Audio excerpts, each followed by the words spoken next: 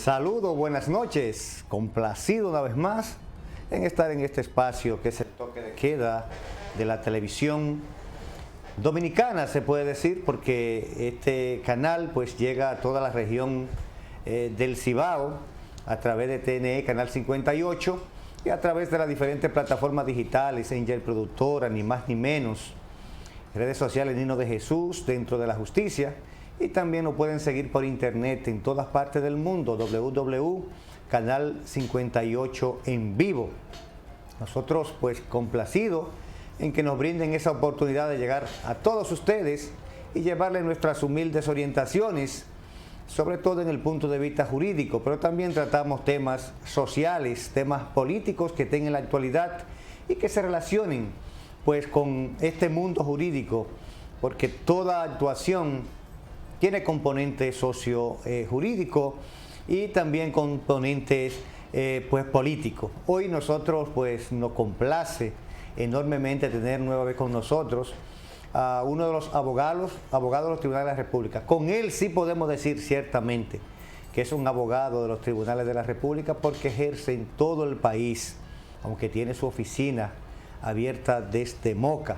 Un colaborador fiel de este espacio, parte de la producción, Leonte Rivas. Buenas noches, complacido en que esté con nosotros. Gracias, nueva vez, agradecido de tu invitación y de intercambiar ideas como lo hacemos de vez en cuando.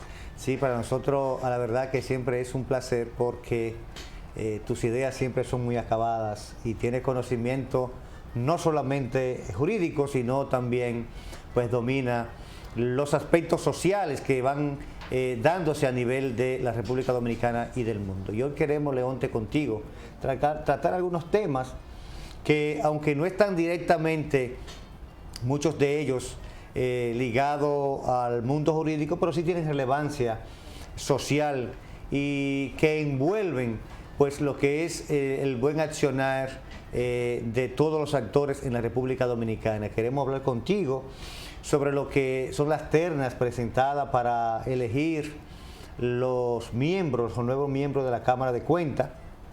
También el defensor del pueblo, que aunque es una labor en principio social, pero tiene mucha relevancia jurídica. Y también queremos conversar contigo otros casos importantísimos que son jurídicos y que impactan en la sociedad, como son las causales del aborto, tema que muchos no se atreven a tocar porque no quieren que se identifiquen. Tema muy sensible, de hecho ha dividido a la Cámara en dos, hasta con mascarillas con diferentes colores. Y de estos temas y otros temas, pues queremos que tú pues le lleves tu humilde orientación a la población que nos siguen a nosotros cada noche. Nosotros queremos de inmediato abordar ese tema que es importantísimo, con una relevancia capital, entiendo yo, que es la elección de los miembros de la Cámara de Cuentas. Una Cámara de Cuentas que en la actual ha sido muy cuestionada. De hecho, hemos visto que algunas personas que están siendo pues llamadas por el Ministerio Público para que den explicaciones de algunas actuaciones, pues la han descalificado, y podríamos decir que hasta en cierta forma con razón, porque al estar ellos cuestionados, pues mal pudieran también hacer cuestionamiento. Quisiéramos saber tu parecer.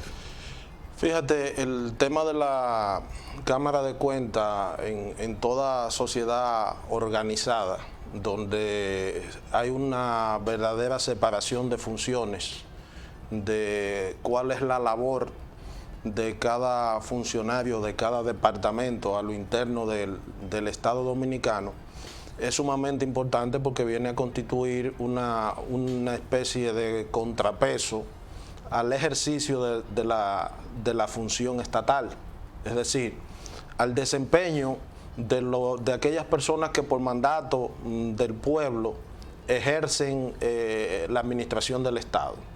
Entiendo yo que es un punto de equilibrio que toda sociedad civilizada debería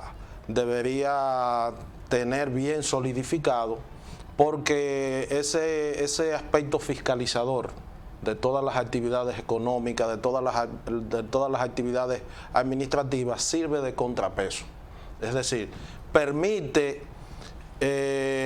vigilar lo que se está haciendo en la administración del Estado, pero al mismo tiempo manda un mensaje a las propias personas que se encuentran en la posición administrativa, y es que tienen que actuar conforme a lo que son los parámetros del ejercicio administrativo. Es decir, que por mucho tiempo pues, en la República Dominicana siempre se ha estado cuestionando el accionar de los diferentes incumbentes.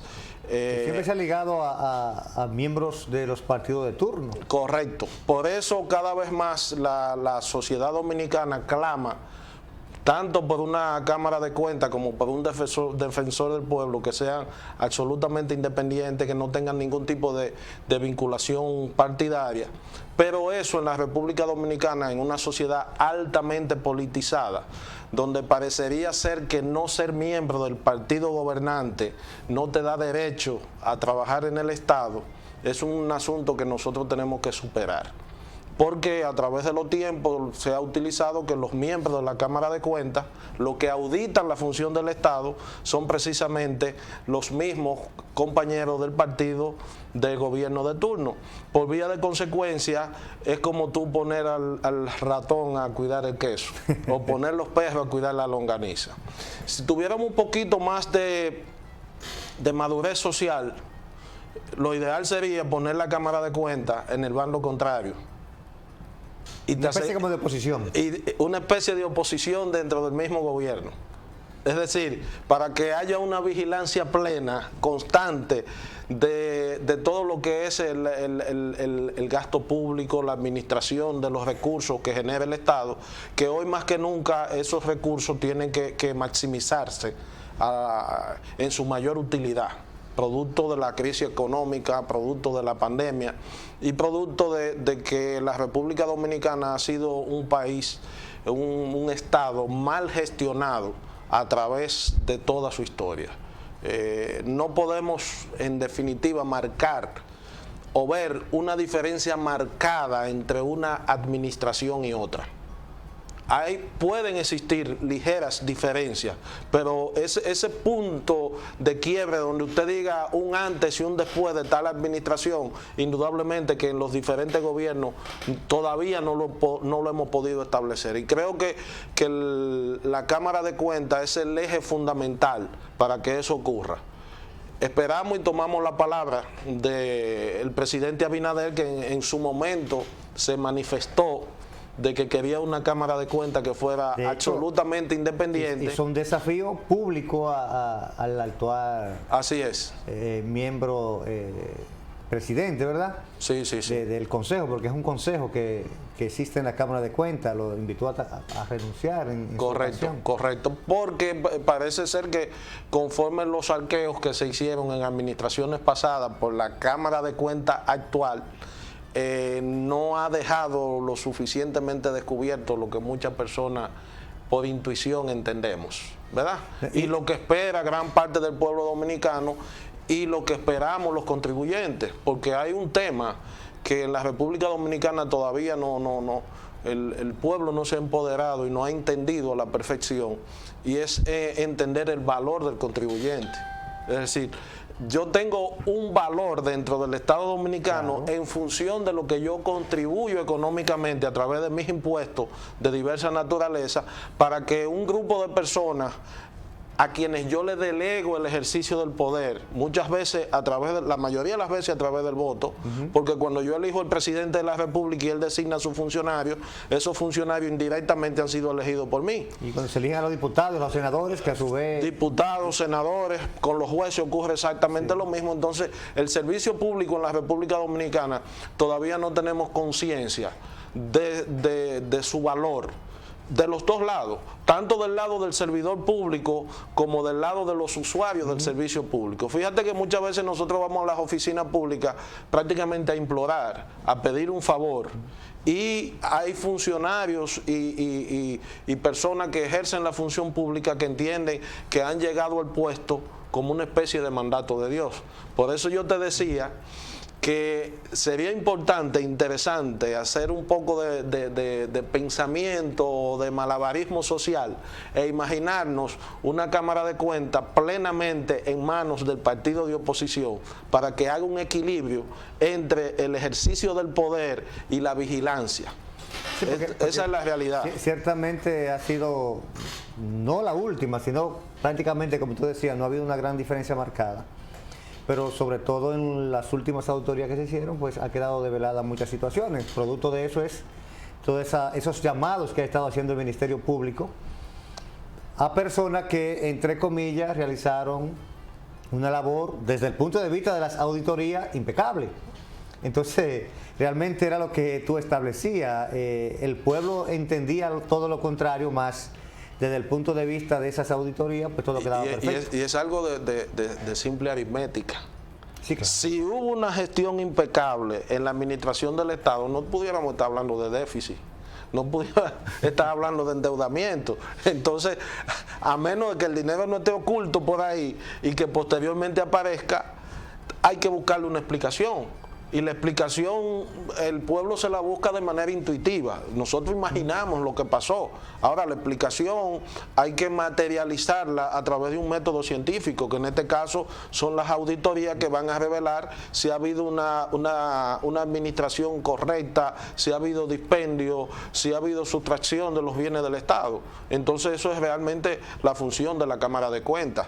Lo explico de esta forma para que todas las personas que nos están monitoreando, que nos están viendo en su casa, puedan entender la situación de cuál es efectivamente la labor de la Cámara de Cuentas como ente vigilante de la actividad administrativa del Estado, de la administración de los recursos. Sí, de los recursos, sobre todo de los recursos. Así es, porque se auditan las personas y los funcionarios que tienen a su cargo carteras e instituciones que manejan recursos económicos. Correcto.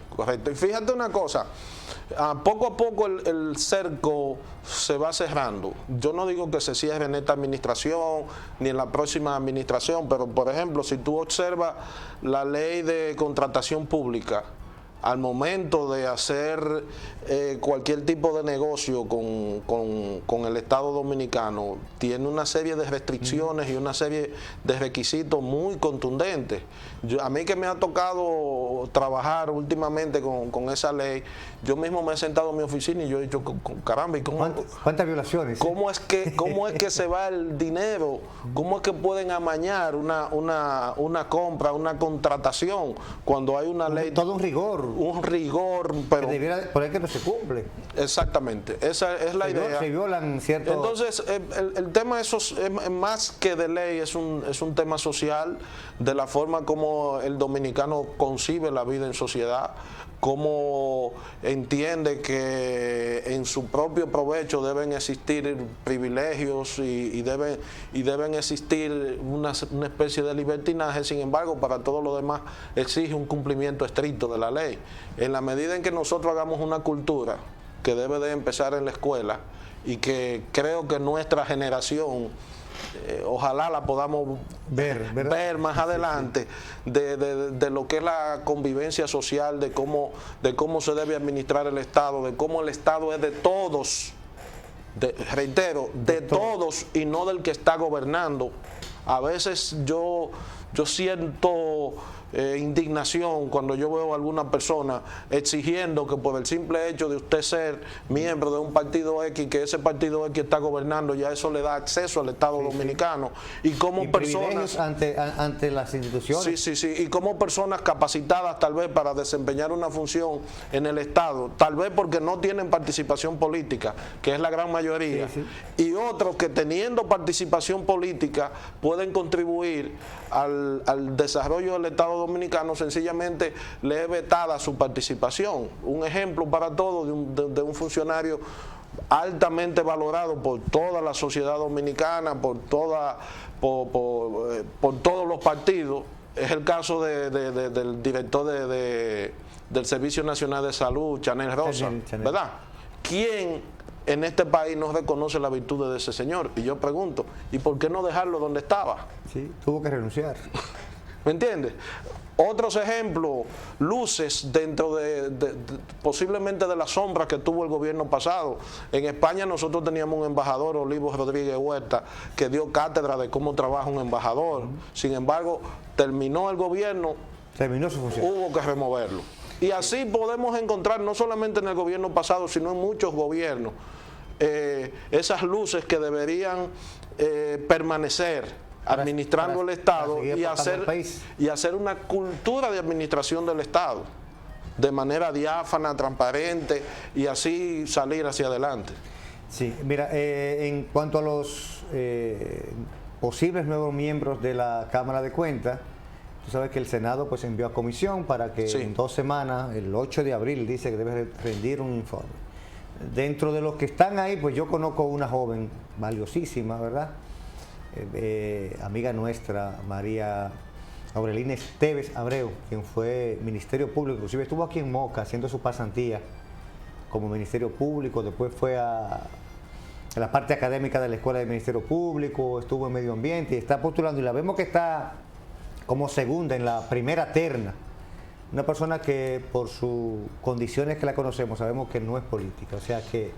Yo te puedo mencionar otro, el licenciado Mario Fernández de Santiago, que tiene una lucha enraizada en contra de la corrupción, no de un partido en específico. Usted no puede ubicar a ese señor en ningún partido en específico, sin embargo lo puede ubicar en el puesto de adelante de todas las luchas sociales que se han hecho en Santiago, sin ningún tipo de bandería. Pregunto yo, ¿por qué no poner a una persona con ese bagaje, con ese calibre, a trabajar en la Cámara de Cuentas? Sería interesante, y es la esperanza de todo, ¿verdad?, que se nombren personas que sean no apolíticas, porque todo el mundo tiene su simpatía política y puede tener sus preferencias, ahora, pero que no sean militantes, porque lo que realmente lo ata es cuando usted es militante y cuando usted llega ahí por favores políticos, porque evaluar y poner en tela de juicio a la persona que lo llevó a usted ahí, todavía en este país, es muy difícil poder enfrentar. Tenemos muy malas experiencias del gobierno pasado y de este gobierno. Tenemos un presidente de la Suprema Corte de Justicia que renunció al comité central de un partido para ir a dirigir un poder del Estado que se supone que es apolítico. Sí, así es. Tenemos también, ahora mismo, y tal vez entremos en el tema del defensor del pueblo, que uno de las grandes cuestionantes que hay son precisamente dos políticos. Te voy a decir, para mí, Fidel Santana sería un excelente defensor del pueblo, pero tiene una vinculación política. Sí. Henry Morán, en el PLD, en la Fuerza del Pueblo, tiene una vinculación política. Entonces la ley es lo suficientemente clara cuando establece que no se requiere ningún tipo de vinculación política, y quieren tomar al pueblo como si fuésemos tontos, renunciando 3 meses o 6 meses antes. Bueno, ya yo no tengo vinculación política, y sencillamente... Los que lo agupan, lo que dicen, bueno, como la ley no dice qué tiempo es que debió mediar entre la renuncia, pero sigue siendo político, porque evidentemente es una persona que ha sido diputado, que ha estado militando, que ha estado en campañas. Es que el tema no es partidario, es social. Te iba a mencionar el otro para hablarte de los 3 partidos. Por ejemplo, Roberto Rosario salió del Comité Central del PLD a dirigir la Junta Central Electoral. Sí. Ahora mismo, Eddie Alcántara sale de ser dirigente del Partido Reformista, nombrado por este gobierno en Proconsumidor, y la excusa que están dando es que hace 7 meses él renunció del partidismo activo, pero en el fondo es un político. Entonces, y tiene muchas personas que le siguen, porque ese es el compromiso. O sea, lógico. Tú hablas de un Eddie Alcántara que ha sido un activo político dentro del partido reformista. Sí. Implica que tiene muchas personas que le siguen. Lógico. Y eso hace que también, por muy objetivo que quiera ser, puede ir y tener que accionar en contra de personas que pudieron apoyarlo en sus proyectos. Y en República Dominicana la deuda de gratitud política se cumple a rajatabla. Desgraciadamente todavía no hemos podido superar ni desprendernos de esta situación. Todo se ve a través de un prisma político, y en función de eso es que se toman decisiones y se aborda lo que es el Estado en sentido general.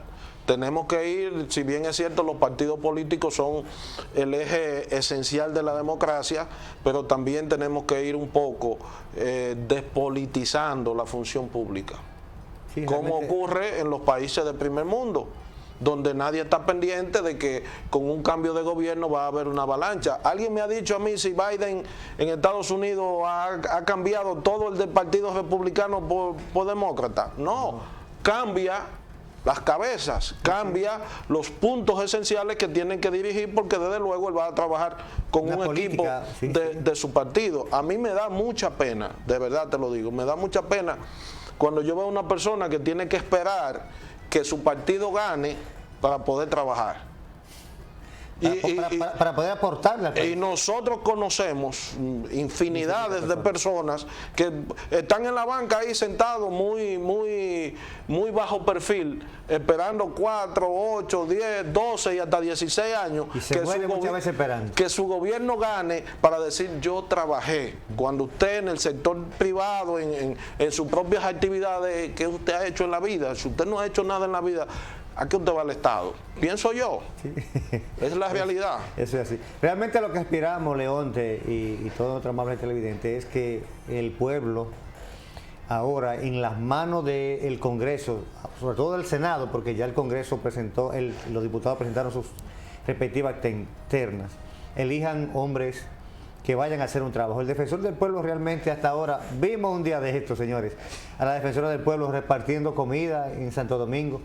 Eso no es una función de la defensa del pueblo. No es una función, y de hecho en la República Dominicana es digamos, una institución natimuerta que todavía no ha despegado. Sí, realmente no. Yo pregunto, y a lo mejor alguien nos puede llamar, y tú como Ministerio Público podrás hacer un poquito de memoria o ayudarme en mi amnesia a ver cuál situación de relevancia en los últimos 4 años o con esta Defensoría del Pueblo se ha planteado o se ha dilucidado a requerimiento del Defensor del Pueblo. Ninguna, tonterías, minucias. Sí. No, y te piden un informe, por ejemplo, yo tengo conocimiento porque tengo muchos años en el Ministerio Público, que hay casos que tienen relevancia social. Ellos vienen, el Ministerio Público, ¿qué pasó otra cosa? Denme un informe, y ya eso se quedó ahí. O sea, cuando eso no es la verdadera función, porque la función del defensor del pueblo ni siquiera tiene que ser directamente de casos de tribunales, es defender el pueblo en todos los sentidos. En todos los sentidos. Entonces, a eso es que aspiramos, a que realmente tanto en la Cámara de Cuentas, como tú decías, una institución que es vital para que no haya corrupción administrativa, para que no haya sometimientos. Si la Cámara de Cuentas hiciera su trabajo bien hecho, no hubieran sometimientos. Lo primero es que se le temiera. Sí. Cuando a una institución se le hablara de la Cámara de Cuentas, debería ponerse a temblar. Lógico. Lógico. Deberían auditarse todas las instituciones, no solamente las que estén bajo sospecha, todas, sí, porque es una cuestión de transparencia, es una cuestión de administración de fondos públicos, que distinto a lo que piensan los entes partidarios, esos fondos son del pueblo, son del Estado, no es un don que Dios le ha mandado a usted. Para ser resarcido en bienes, obras y servicios para la colectividad. Así es, Señores, así es. Nosotros vamos a pedirle la anuencia de ustedes para ir a una breve pausa comercial. Estamos aquí con Leonte Rivas conversando sobre temas sociales, políticos y jurídicos en la República Dominicana. No le cambie.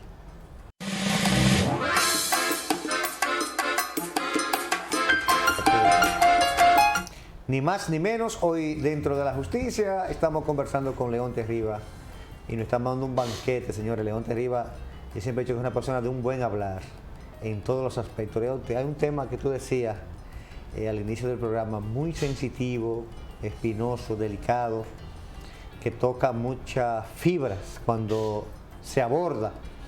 Es el tema del aborto y las causales que se han establecido prácticamente en todo el mundo, porque creo que, si mal no recuerdo, solamente 5 países a nivel del mundo y 2 a nivel de América son los que no tienen causales para el aborto.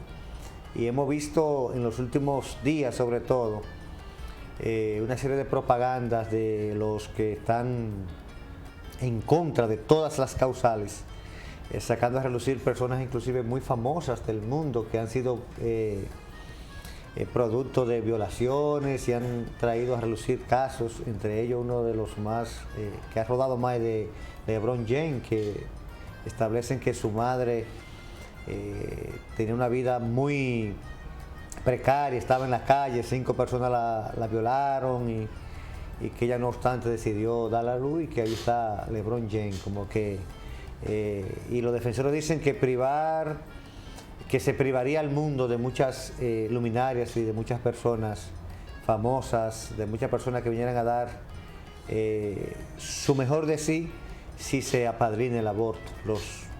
Por su parte, tú sabes que los que defienden el aborto dicen que cómo obligar las causales, ¿verdad?, a una persona que ha sido producto de una violación, que tenga malformación un niño, de que haya sido violada por su padre, que esté en peligro su vida, cómo obligarla a no determinar cuál sería su suerte de ella en primera persona, y después pues la situación de la criatura que pudiera venir.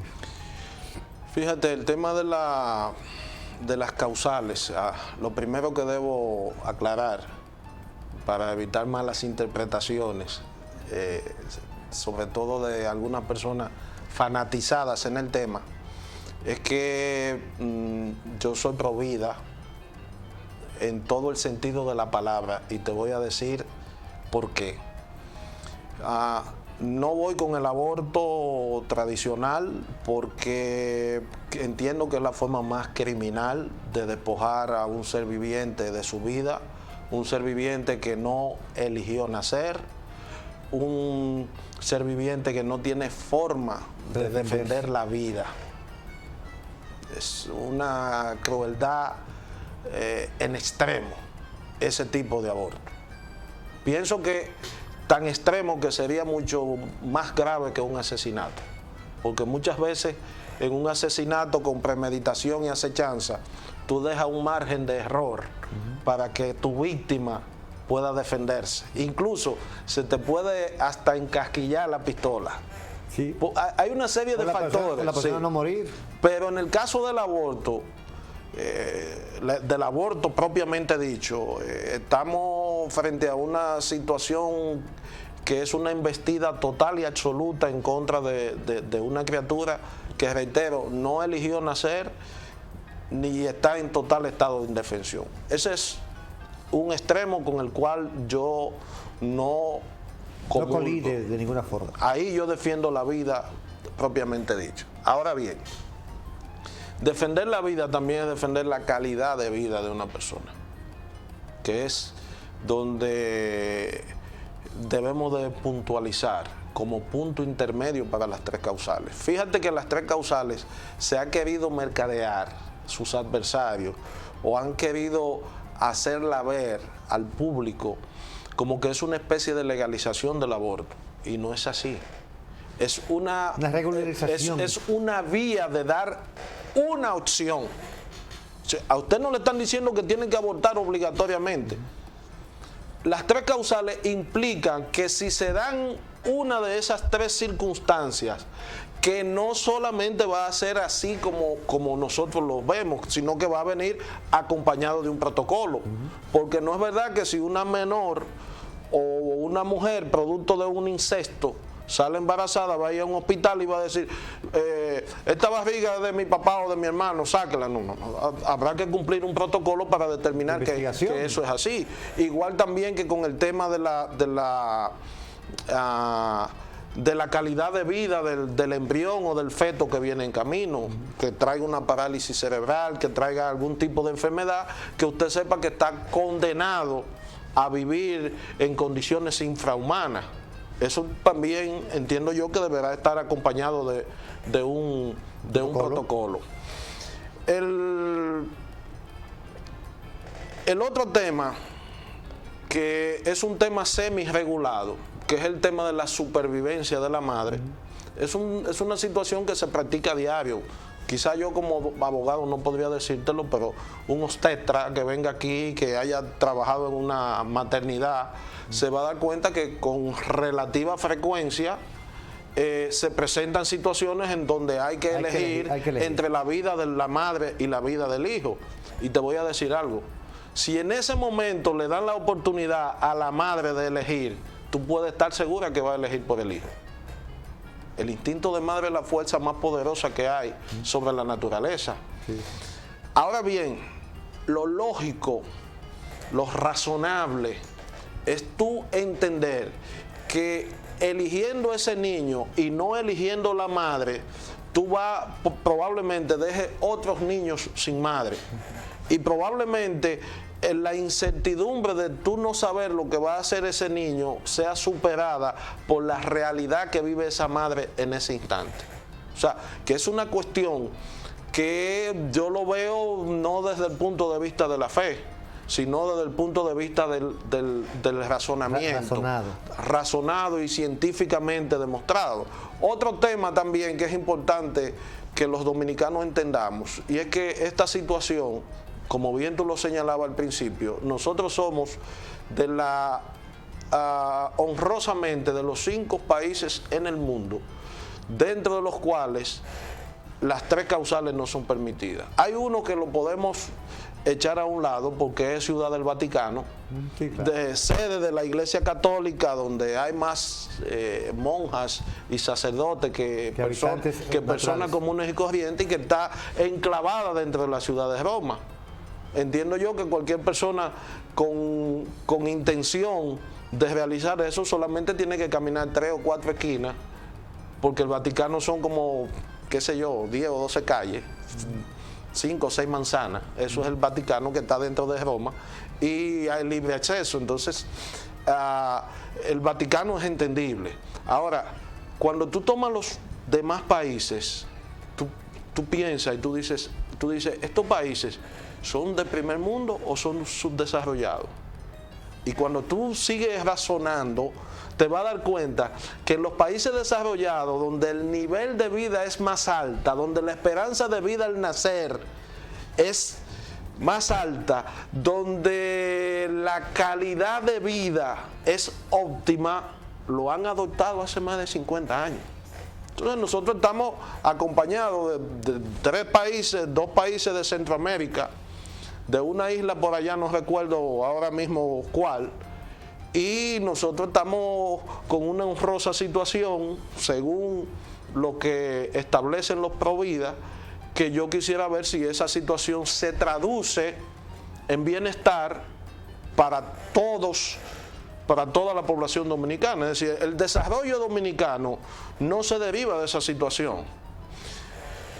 Y nosotros vemos cómo viven nuestros niños, porque muchas de esas personas que pregonan, incluso algo en lo cual yo no estoy de acuerdo con mi iglesia católica, yo soy católico por 2 razones, y no me canso de decirlo. Primero, por imposición, porque me bautizaron y seguiste ahí, y no me preguntaron. Y segundo, porque después de adulto me he dado cuenta que es la que se identifica con mis convicciones, y me he quedado ahí. Pero no necesariamente yo tengo, a pesar de haber sido educado en colegio católico todo el tiempo, yo estudié en el colegio Don Bosco, luego fui al colegio de Virginia, y tengo un adoctrinamiento católico. No obstante, eso no me impide pensar. Y creo que en la República Dominicana, un Estado laico, establecido por la Constitución de la República, donde la Iglesia no debería tener ningún tipo de influencia en el comportamiento de los seres humanos, debería permitirse que seamos los ciudadanos sin ningún tipo de injerencia de la misma iglesia, de injerencia de la iglesia o de grupo de presión social, lo que podamos decidir la situación e insertarnos en el primer mundo. Porque fíjate de una cosa, hay muchos de ellos que te hablan, el caso por ejemplo del incesto o de la violación de un niño, le dice, ok, que nazca. Yo lo creería entendible esa situación. Ahora yo le pregunto, ¿qué hace el Estado Dominicano con ese niño? Nada. ¿Qué hace la iglesia católica con ese niño? Nada. ¿Qué hace la iglesia evangélica con ese niño? Nada. ¿Cuál es la lucha real, que no sea verbal, de todas esas instituciones para acabar con el aborto, el primer aborto que yo te hablé, el más criminal, el más atroz de todo, que es una práctica consuetudinaria en la República Dominicana, donde se calcula que en la República Dominicana actualmente hay más de 75,000 abortos al año de manera informal e ilegal, donde, y el que es de aquí de Moca, me voy a atrever a decir algo que no debería decir, y te voy a pedir perdón si me voy más allá, donde en Moca, en República Dominicana en primer lugar, el tema del aborto es igual que el tema de la droga. ¿Quién no sabe aquí dónde venden droga? ¿Qué mujer fértil y qué hombre que anda en la calle no sabe en República Dominicana o no sabía aquí en Moca dónde se abortaba? Yo te pregunto, ¿sí? En esta ciudad, a media cuadra de la gobernación, a una cuadra de la policía, a 2 cuadras de la iglesia del Rosario y a 3 cuadras de una iglesia evangélica, era un secreto a voces lo que pasaba. Y tuvo que pasar lo que pasó para que se interviniera esa situación. Y todos esos grupos pro vida, ¿qué decían? Aquí en el Cibao, a 12 kilómetros de Moca, hay una población que es famosa por eso. Todo el mundo lo sabe. Todo el mundo lo sabe. Entonces nos estamos alborotando, estamos haciendo un escarceo por un punto intermedio de razonamiento en el tema del aborto bajo causales que es opcional. Porque tú tienes una mujer en parto. No es una imposición. No es una imposición. La opción de elegir. Tú tienes una mujer que está en parto y le dio no sé qué, no me llega a la mente. Y de buenas a primeras el médico le dice, mire, yo tengo, si es que está en condiciones, yo tengo la opción, uno de los dos. Si es la madre le va a decir, no, yo me muero, que sí. Usted puede estar seguro en el 99.99% de los casos que una madre se sacrifica para que un hijo nazca. Eso es una opción. Ahora, si tú vas y sales fuera de la maternidad y le preguntas al papá y le dice, óigame, yo tengo la criatura y tengo a su mujer allí, ¿a quién salvamos? Sí, y tengo 3 hijos más allá. Y tengo 3 hijos más. ¿A quién salvamos? ¿Cómo sigue esa familia hacia adelante? O cuando tú tienes una niña, Dios no lo quiera que le pase a nadie, pero que puede ocurrir y ha ocurrido, embarazada. Bueno, ahora mismo hay en las redes hay un tema con la plataforma John Péame, sí, de una niña creo que de 10 o 11 años que está embarazada, que le embarazó su padre. Señores, eso es un drama tétrico. ¿Cómo usted le puede imponer a esa niña una situación en la cual va a tener un trauma de por vida mientras vea a ese niño? De por vida. Entonces hay que pensarlo.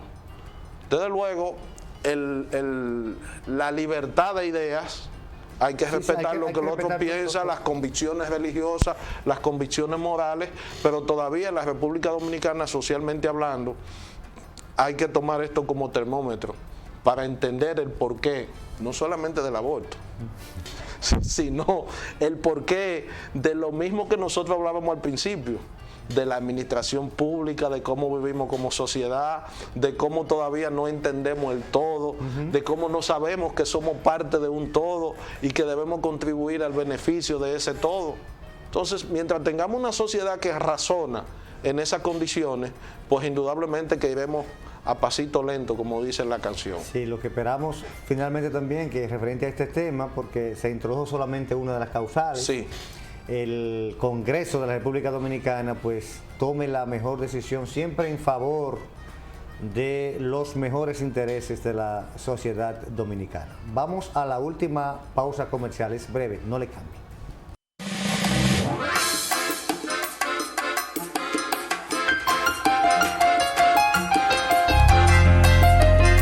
Ni más ni menos dentro de la justicia. Hoy Leonte Riva y un servidor Nino de Jesús. Leonte, hay un tema que la población lo ve como con cierto, vamos a decir, requemor de si ciertamente se podrá dar, es, sabe que el Ministerio de la Policía, ¿verdad?, de Interior y Policía, ha llamado a recoger las armas, y esto vino dado a que el presidente ha hablado de un plan de seguridad ciudadana en donde se ha estado manifestando que se van a comprar las armas ilegales y que con esto pues se podría recoger las armas y podrían mermarse lo que son los robos con violencia en la calle. Se ha hablado también de que identificar a los motoristas para el asunto de los robos, identificar quiénes son los motoconchos, con que tener el número de la matrícula en el casco protector.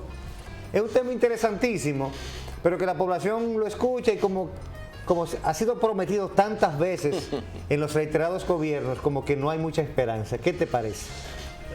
Quiero hacerle una aclaración, porque ayer me abordó alguien muy querido y muy allegado a mí, asustado con ese tema. Es una persona que porta su arma legal, tiene su permiso, tiene todo por el librito.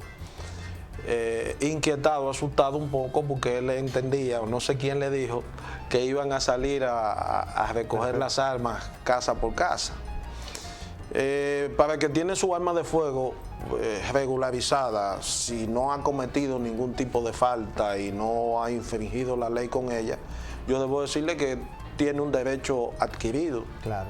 Que indudablemente el Estado no puede revertir ese derecho. Y si lo que tiene es su permiso vencido, lo que tiene es que pagar los impuestos. Correcto, pagar sus impuestos. Ahora, el tema de las armas ilegales, entiendo yo que sí, que hay que recogerlas, pero no creo mucho en el método, porque el método es un tema de mercado, de oferta y de demanda, ¿verdad?